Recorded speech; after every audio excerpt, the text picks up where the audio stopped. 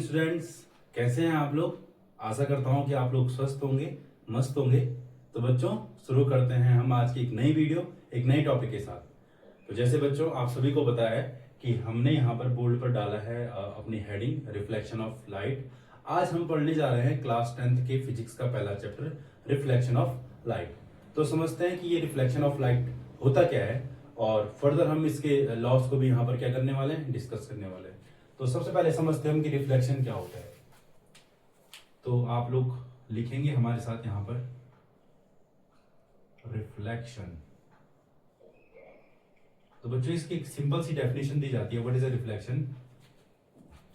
Bouncing back of a light.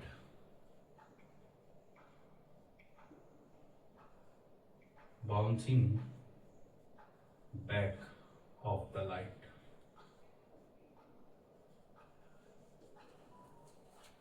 When light strike on plain smooth surface।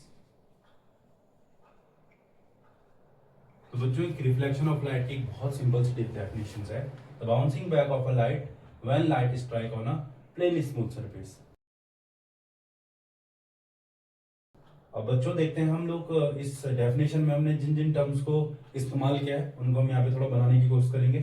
हमने सबसे पहले कहा है कि जब भी कोई लाइट क्या होती है किसी स्मूथ सरफेस पर टकरा करके बाउंस बैक हो जाती है, वापस लौट जाती है, इस घटना को, इस फिनोमेना को हम कहते हैं रिफ्लेक्शन ऑफ लाइट।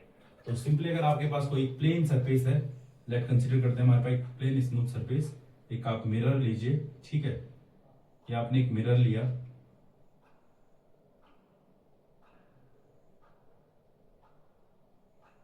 ऐसा ही आपका कोई मिरर है, ठीक है।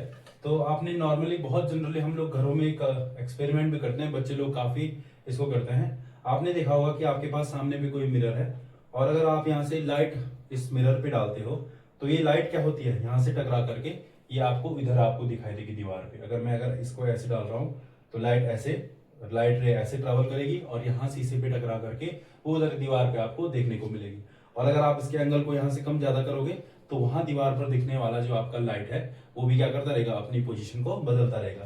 तो आपको पता होगा ये जब हमने यहाँ पे लिख रखा है bouncing back of a light when light strike on a plane smooth surface, तो ये लाइट हमारे पास कुछ इस प्रकार से ऐसे आती है। आपने यहाँ आप लेट कीजिए कि आपने यहाँ पे कोई टॉर्च रखी है या कोई भी लाइट सोर्स है। हमारे पास इस समय लाइट सोर्स एक टॉर्च है, तो लेट कंसिडर कीजिए आपने यहाँ पे टॉर्च की मदद से यहाँ पर कुछ इस प्रकार से लाइट सोर्स को टॉर्च के रूप में लिया है। यहाँ से रे इस मिरर पे टकराएगी और यहाँ से बाउंस बैक हो जाएगी इसी मीडियम में, ऐसा कुछ। तो आपने देखा इस प्लेन स्मूथ सरफेस पर कोई लाइट टकरा रही है और टकरा करके बाउंस बैक होकर के उसी मीडियम में वापस लौट जा रही है। तो सिंपली ये फिनोमेना कहलाता है हमारे पास रिफ्लेक्शन ऑफ लाइट। अब बच्चों थोड़ा सा हमने इनका नाम भी रखना है, ठीक है। तो जो हमारे पास ये लाइट टकराने से पहले है ना, मिरर पर टकराने से पहले जो ये लाइट है इसका नाम होता है इंसिडेंट रे।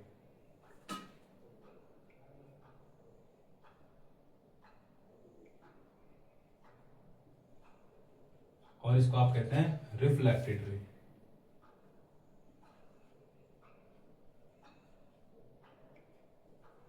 और इसको हिंदी में कहते हैं हम आपतित किरण।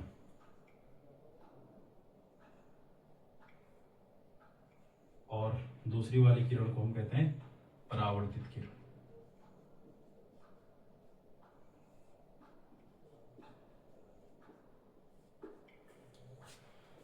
तो बच्चों आपने देखा जब प्रकाश किसी चिकने तल पर टकराता है और टकरा करके वो क्या होता है, उसी माध्यम में वापस लौट जाता है। इस घटना को हम कहते हैं प्रकाश का परावर्तन। और अगर आप इंग्लिश में इसको देखेंगे the bouncing back of a light when light strike on a plane smooth surface. आपकी एक सिंपल सी डेफिनेशन यहाँ पर दी गई है और आपने इसका रे डायग्राम बना दिया कि यहाँ से लाइट आ रही है, इंसिडेंट रे ये है, रिफ्लेक्टेड रे है ना। और अगर आप इन दोनों रे के बीच का ये पॉइंट जहां पर ये आपस में मिल रही हैं, मीटिंग पॉइंट जिनका यहाँ जहाँ पर है, वहां से अगर हम एक 90 डिग्री का एक या परपेंडिकुलर अगर आप खींच लो इस प्रकार से, तो इसको हम कहते हैं नॉर्मल। ये होता है हमारे पास नॉर्मल, और हिंदी में इसे कहते हैं अभिलंब।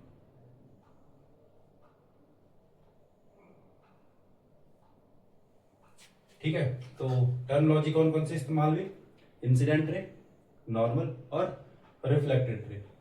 अब बच्चों आपको नॉर्मल और इंसिडेंट रे के बीच में एक एंगल दिखाई दे रहा होगा, ये ऐसा। इस एंगल को हम कहते हैं एंगल आई। ये हमारे पास एंगल आई, ठीक है, या इसे हम हिंदी में कहते हैं आपतन कोण। आपतन कोण या एंगल ऑफ इंसिडेंस के नाम, इसको हम इस नाम से जानते हैं, एंगल ऑफ इंसिडेंस। और जो ये हमारे पास नॉर्मल के साथ रिफ्लेक्टेड रे जो एंगल बनाती है, इसे हम कहते हैं एंगल आर।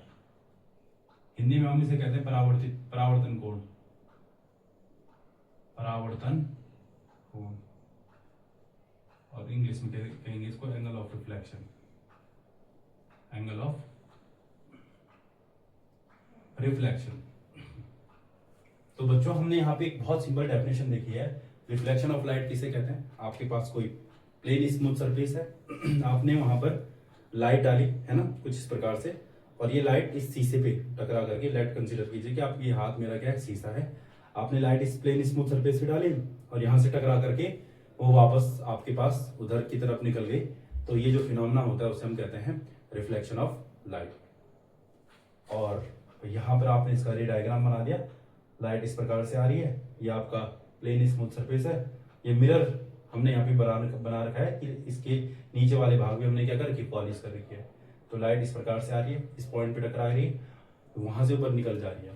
तो इस रे का नाम है इंसिडेंट रे, आपतित किरण, अभिलंब, नॉर्मल, रिफ्लेक्टेड रे, परावर्तित किरण। और दो एंगल हमने यहाँ पे देखे, आपतन कोण एंगल ऑफ इंसिडेंस, और परावर्तन कोण एंगल ऑफ रिफ्लेक्शन। प्यारे बच्चों, अब आपके पास इसमें अगला टॉपिक आता है law of reflection of light, या लॉ ऑफ रिफ्लेक्शन के नाम से भी इसको जाना जाता है। तो laws of reflection.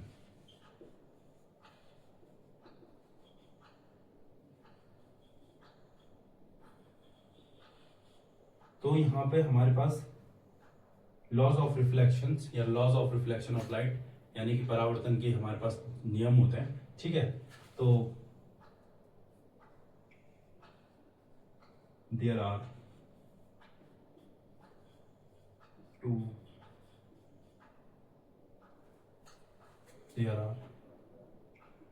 To laws of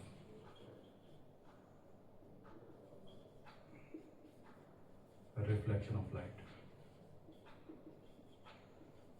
यानी कि हमारे पास रिफ्लेक्शन ऑफ लाइट के दो लॉ होते हैं, ठीक है। पहला लॉ क्या है? बहुत सिंपल तरीके से अगर आप इसको समझेंगे, पहला लॉ कहता है बच्चों कि आपका जो इंसिडेंट रे रहता है, आपका जो नॉर्मल रहता है, और जो आपका रिफ्लेक्टेड रे रहती है, वो तीनों एक ही प्लेन में आपको देखने को मिलेंगे। देखो आप अगर इसको भी देखेंगे, ये भी इसी प्लेन में मिलेगी आपको, नॉर्मल भी इसी प्लेन में मिलेगी, और रिफ्लेक्टेड रे भी इसी प्लेन में मिलेगी। तो आपको क्या याद रखना है? इन रे का जो हमारे पास इंसिडेंट रे है, नॉर्मल है और रिफ्लेक्टेड रे, इन तीन का नाम आपने याद रखना, और लास्ट में लिखना है all are lies on same plane. तो यहां पे लिखा आपने इंसिडेंट रे,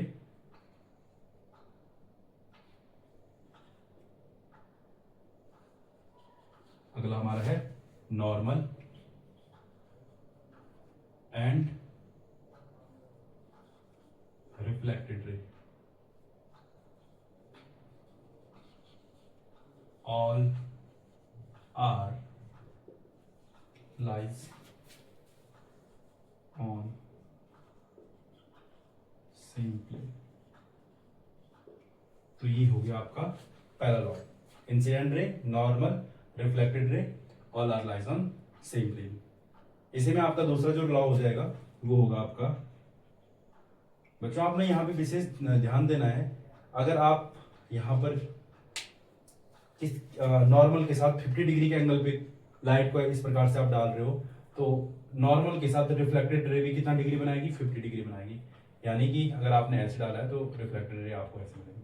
अगर आप इस वाले को कम करोगे, है ना, इंसिडेंट एंगल को अगर आप कम करोगे तो यहाँ से जो एंगल ऑफ रिफ्लेक्शन है वो भी क्या होगा, कम होता जाएगा।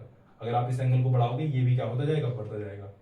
तो ये हिसाब से काम करता है कि अगर आप इसको बढ़ाएंगे तो, अगर आप इसको कम करेंगे तो ये भी कम होगा। और कभी कभार प्रश्न इस प्रकार से आ जाता है कि जब आप लाइट को ऐसे डालते हो नॉर्मल पे, है ना, तो अगर आप लेट कंसीडर कीजिए आपके पास ये है और आपने टॉर्च को यहाँ पे रखा है ना, ये, तो अगर ये नॉर्मल समझिए आप लोग, अगर आप लाइट को इस प्रकार से डालोगे ऐसे, तो लाइट इसी रास्ते से वापस चली जाएगी, है ना। तो आप सेकंड लॉ को लिख रहे हैं कि जो एंगल आई की वैल्यू होती है वो एंगल आर के बराबर होती है, ठीक है। तो आप इसको लिखेंगे एंगल ऑफ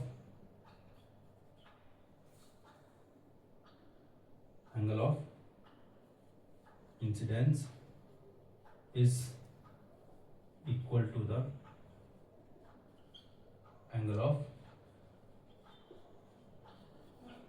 रिफ्लेक्शन।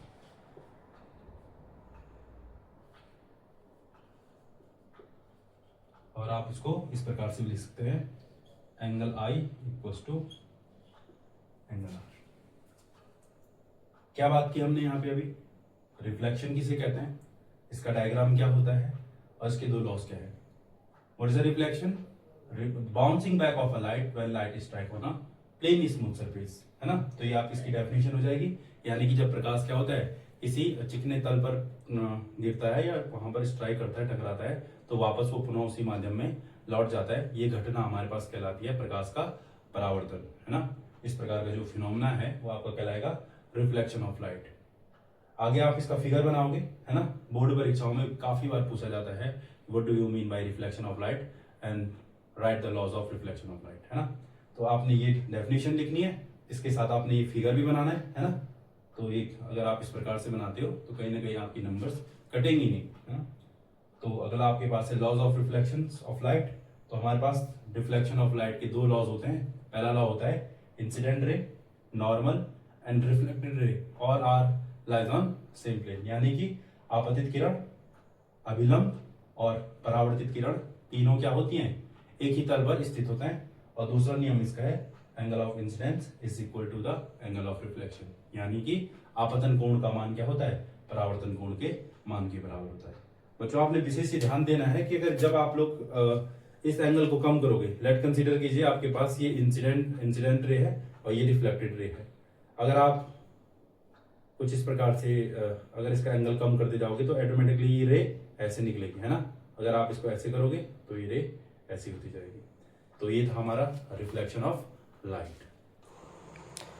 तो बच्चों आप लोग इस वीडियो में देख सकते हैं कि किस प्रकार से यहाँ पर लाइट का रिफ्लेक्शन हो रहा है। आप देख सकते हैं कि ऊपर जो सूरज है उसका रिफ्लेक्शंस आपको नीचे जो ये आपके पास नदी है इसमें आपको दिखाई दे रहा है। और उसी प्रकार से ऊपर जो माउंटेन्स हैं उनका रिफ्लेक्शंस आप लोग नीचे लेक में देख सकते हैं। There are two types of mirror. हमारे पास क्या होते हैं, दो टाइप के मिरर होते हैं। इसमें एक हो जाता है हमारे पास प्लेन मिरर,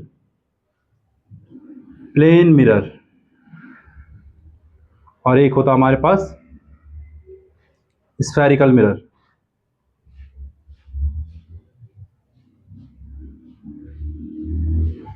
ठीक है, एक हमारे पास प्लेन मिरर हो जाएगा और एक हमारे पास हो जाएगा स्फेरिकल मिरर। अब देखते हैं ये जो प्लेन मिरर है वो होता क्या है और जो स्फेरिकल मिरर है वो होता क्या है।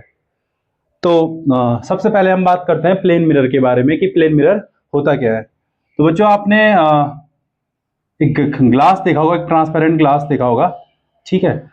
तो इस ट्रांसपेरेंट ग्लास से क्या होता है, इधर भी दिखता है और इधर, मतलब आप यहां से देखोगे, अगर माना यहाँ पे कोई ऑब्जेक्ट है, आप इस ऑब्जेक्ट को यहां से आराम से देख सकते हो। ट्रांसपेरेंट ग्लास है, इसके यहां से आप आर पार कुछ भी देख सकते हो।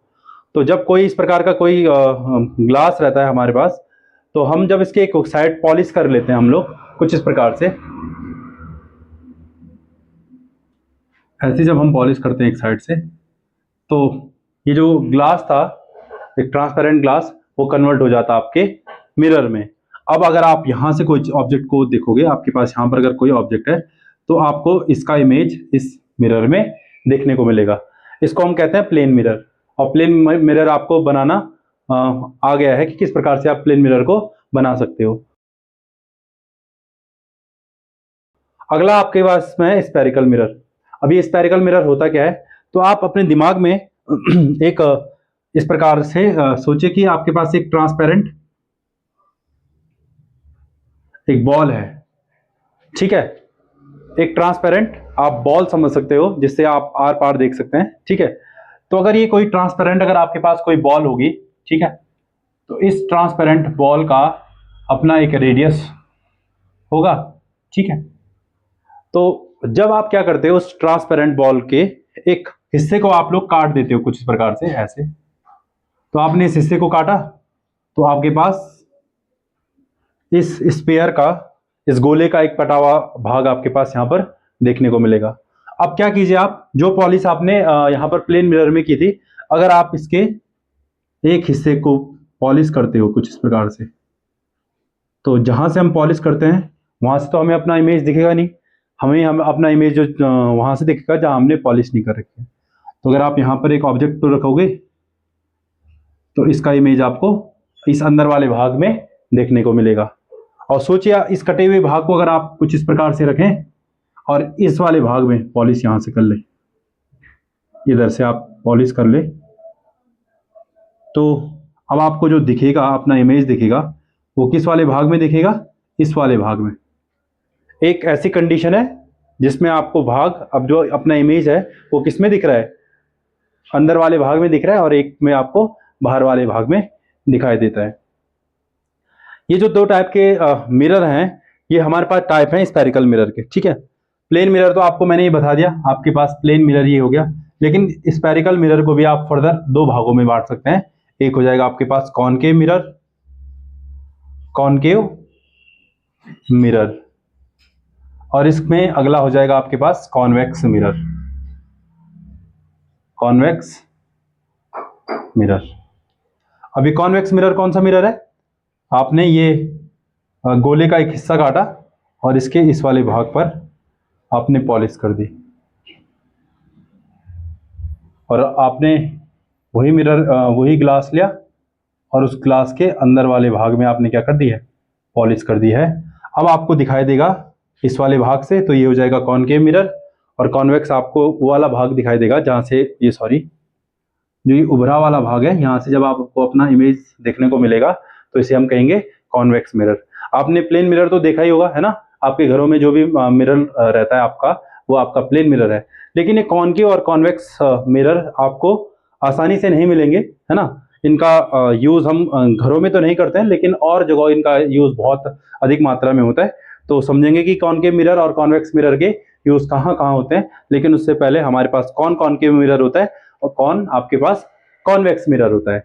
तो मैंने ये बता दिया आपको, एक कोई गोला रहा होगा, ठीक है, ट्रांसपेरेंट गोला, और अगर आप उसके एक हिस्से को काटते हैं तो आपको एक उभरा वाला ऐसे एक पीस मिल जाएगा ग्लास का, ठीक है। और अगर आप उसके अंदर वाले भाग को पॉलिश करते हो, इधर वाले भाग को, तब आपको यहाँ से दिखाई देगा, और जब आप यहाँ वाले भाग को पॉलिश करोगे तब आपको अंदर वाले भाग से दिखाई देगा। इसके लिए मैंने थोड़ा सा आपको समझाने के लिए इसका सहारा मैं लूंगा। ये आपके पास एक चम्मच है, ठीक है।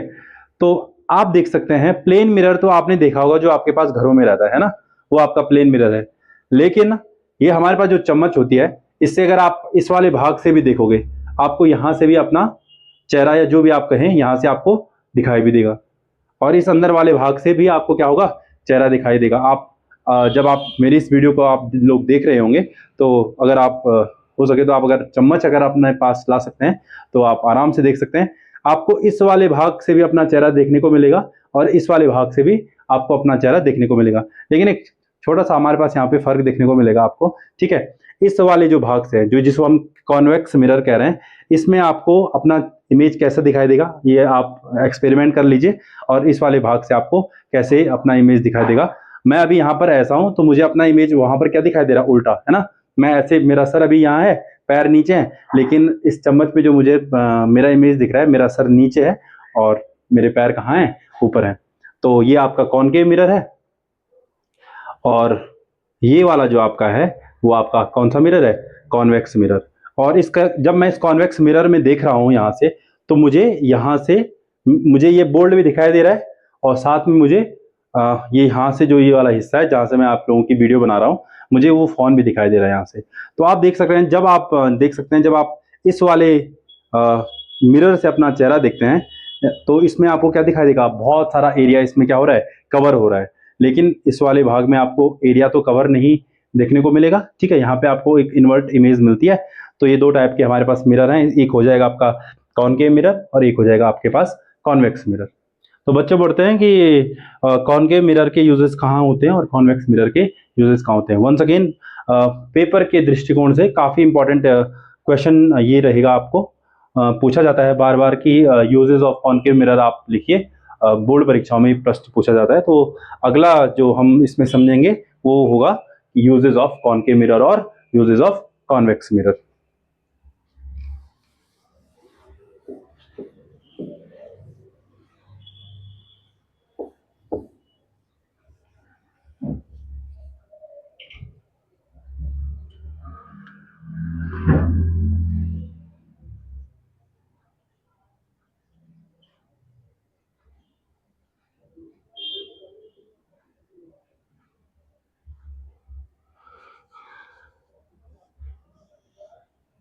आपके पास हेडिंग है यूजेस ऑफ कॉनकेव मिरर। तो बच्चों, कॉनकेव मिरर आपको पता है, ये आपका कॉनकेव मिरर होगा, है ना, कुछ इस प्रकार से।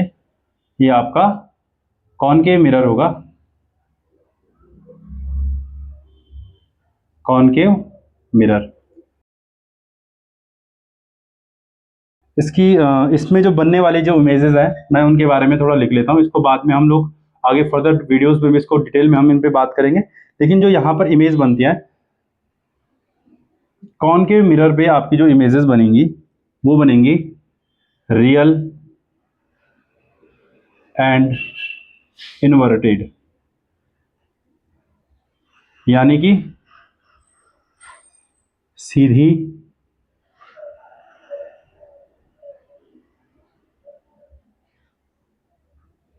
और नॉट सीधी, सॉरी, उल्टी और वास्तविक। इसमें आपको बनेंगी उल्टी और वास्तविक।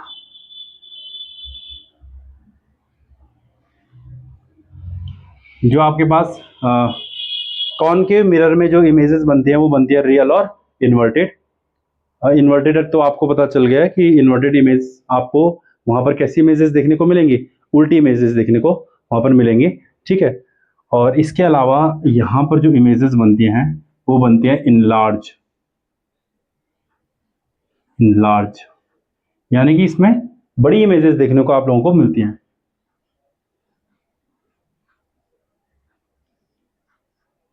तो सामान्यतः हम रियल इन्वर्टेड इमेज और इनलार्ज इमेज को डिटरमाइन करने के लिए किस मिरर का इस्तेमाल करते हैं, वो है आपका कॉनकेव मिरर। अब कॉनकेव मिरर के यूजेस कहाँ कहाँ किए जाते हैं, तो आप लोग लिखिए, इनके जो इस्तेमाल किए जाते हैं टॉर्च में, इसका जो इस्तेमाल किया जाता है टॉर्च में, इसका इस्तेमाल किया जाता है। इसके अलावा इसका इस्तेमाल किया जाता है सर्च लाइट में। इसके अलावा इसका जो इस्तेमाल किया जाता है वो किया जाता है हेडलाइट्स,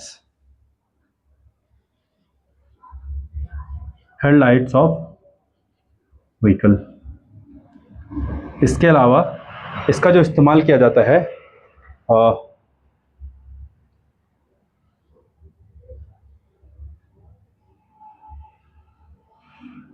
जो आपके पास, आपने देखा होगा, जो डेंटिस्ट जिस मिरर का इस्तेमाल करता है वहाँ पर भी वो कॉनकेव मिरर होता है। इसके अलावा यहाँ पे जो इसका इस्तेमाल किया जाता है, साधारणतः मेकअप किट में भी इसका इस्तेमाल किया जाता है। मेकअप किट में भी इसका इस्तेमाल किया जाता है। इसके अलावा सेविंग मिरर जो होता है वो कौन सा मिरर होता है? कॉनकेव मिरर होता है। इसके अलावा इसका इस्तेमाल आप लोग सोलर फर्नेस में कर सकते हैं। तो हमारे पास तमाम यूजेस हमने यहाँ पर देख लिए हैं जिनका इस्तेमाल हम कहाँ करते हैं। कॉनकेव मिरर यूज़ करते हैं हम टॉर्च में, सर्च लाइट में, हेडलाइट्स ऑफ व्हीकल में, डेंटिस्ट मिरर जो होता है, साथ में मेकअप किट, सेविंग मिरर और सोलर फर्नेस में हम लोग कॉनकेव मिरर का यूज़ करते हैं। तो आपको कॉनकेव मिरर के बारे में थोड़ा मैं एक खासियत बता देता हूँ, ठीक है। ये कॉनकेव मिरर होता है, अगर इस कॉनकेव मिरर पर लाइट अगर इस प्रकार से आती है ऐसे, तो ये मिरर जो क्या कर देता है, इन रेस को अंदर एक पॉइंट पर क्या कर लेता है, फोकस कर लेता है। तो इस कारण से, इस प्रॉपर्टी के कारण से हम कॉनकेव मिरर को कन्वर्जिंग मिरर के नाम से भी जानते हैं। तो आप इसको कॉनकेव मिरर बोलो या कन्वर्जिंग मिरर, इस कॉनकेव मिरर को हम लोग कन्वर्जिंग मिरर के नाम से भी जानते हैं। कहाँ कहाँ इस्तेमाल होता है इसका? टॉर्च में इसका इस्तेमाल होता है, सर्च लाइट में इसका इस्तेमाल होता है, हेडलाइट्स ऑफ व्हीकल में इसका इस्तेमाल होता है, डेंटिस्ट इसका इस्तेमाल करता है, मेकअप किट में इसका इस्तेमाल होता है, सेविंग मिरर में और सोलर फर्नेस में इसका इस्तेमाल किया जाता है। तो बच्चों, अपनी इस प्रॉपर्टी के कारण जब कोई भी रे इस कॉनकेव मिरर के सामने पैरेलली इस प्रकार से आती हैं, तो वो लाइट इसके फोकस पर क्या हो जाती हैं, इस प्रकार से इकट्ठा हो जाती है, ठीक है। और अगर इसी का अगर आप रिवर्स सोचोगे, तो अगर कोई पॉइंट, कोई लाइट सोर्स अगर फोकस पे रखी गई है, अगर वहां से लाइट इमिट हो रही है, तो लाइट्स कहाँ तक चली जाएंगी? पैरेलल तक चली जाएंगी।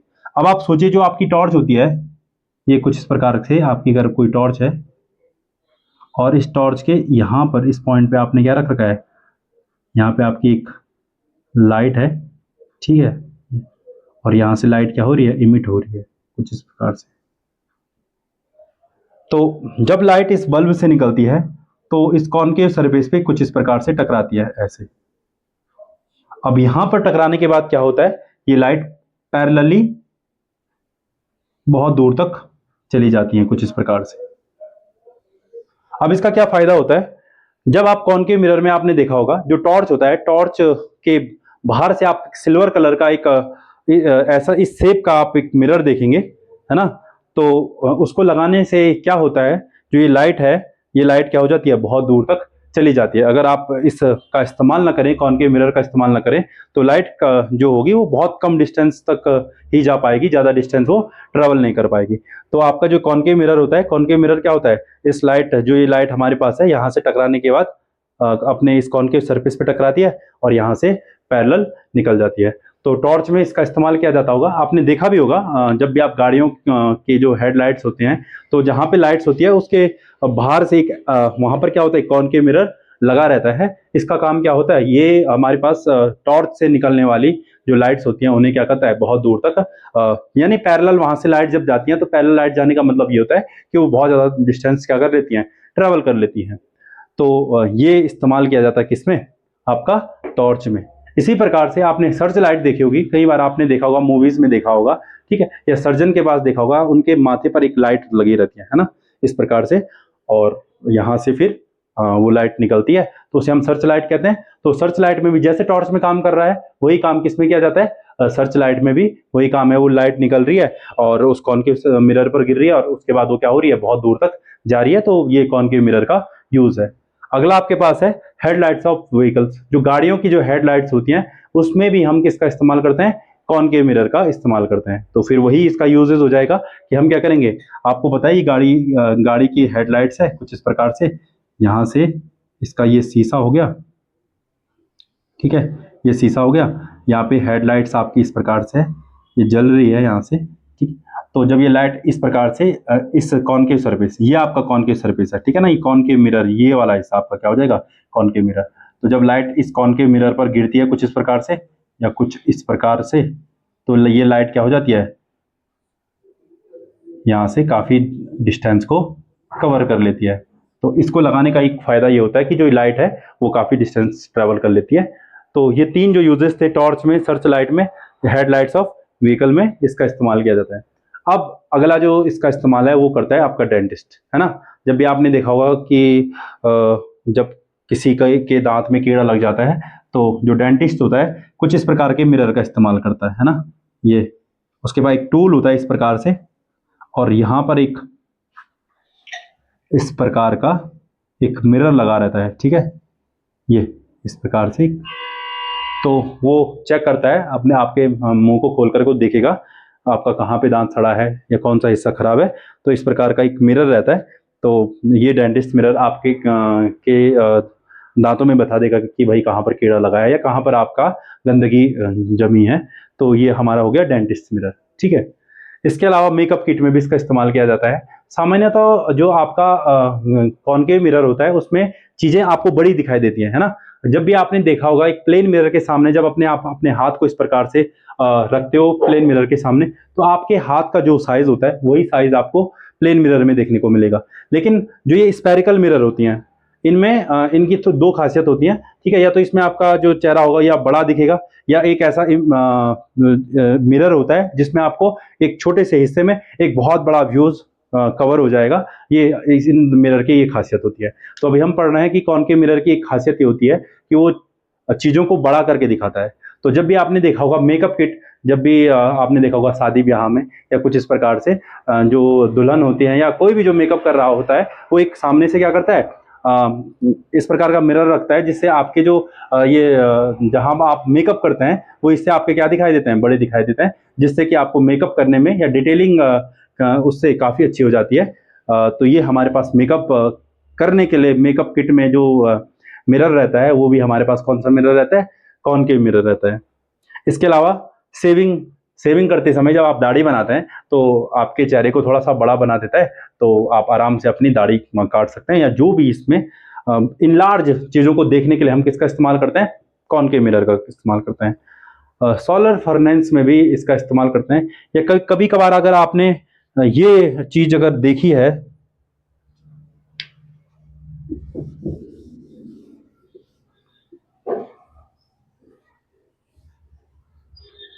अगर आपने एक फर्नेस देखा है, ठीक है, जिसमें आप लोग चावल पकाते हैं, ठीक है, गांव में आपने देखा होगा कुछ इस प्रकार का एक एंटीना के आकार का एक सिल्वर की एक प्लेट लगी होती है ना, कुछ इस प्रकार से, और कुछ इस प्रकार से ऐसे, है ना, ये। और जो इसका एक फोकस पॉइंट होता है यहाँ पर चीज़ों को रखने के लिए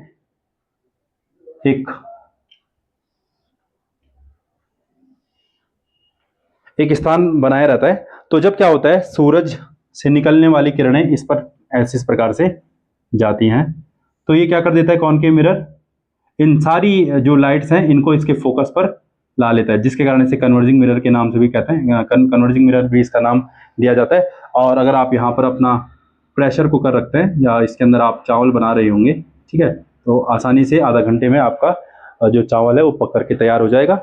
तो ये इस प्रकार से कॉनकेव ये सोलर फर्नेस का इस्तेमाल करते हुए आप लोग इजीली खाने को पका सकते हैं।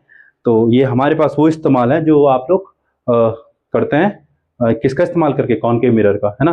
टॉर्च में आप कॉनकेव मिरर का इस्तेमाल कर सकते हैं, सर्च लाइट में आप कॉनकेव मिरर का इस्तेमाल करते हैं, हेडलाइट्स ऑफ व्हीकल में आप कॉनकेव मिरर का इस्तेमाल करते हैं, डेंटिस्ट भी कॉनकेव मिरर का इस्तेमाल करता है, मेकअप किट में भी कॉनकेव मिरर यूज़ होता है, सेविंग मिरर में भी कॉनकेव मिरर यूज़ होता है, और सोलर फर्नेस है उसमें भी आपका कॉनकेव मिरर यूज़ होगा। तो बच्चों ये थे हमारे पास यूजेस ऑफ कॉनकेव मिरर। काफ़ी बार पेपर में पूछा जाता है right 4 uses, right 2 uses of concave mirror. तो आप इनमें से कोई भी 4 या कोई भी 2 आप लोग अपने पेपर में लिख सकते हैं। और ये था हमारे पास uses of concave mirror. Further हम पढ़ेंगे यूजेस ऑफ कॉन्वेक्स मिरर।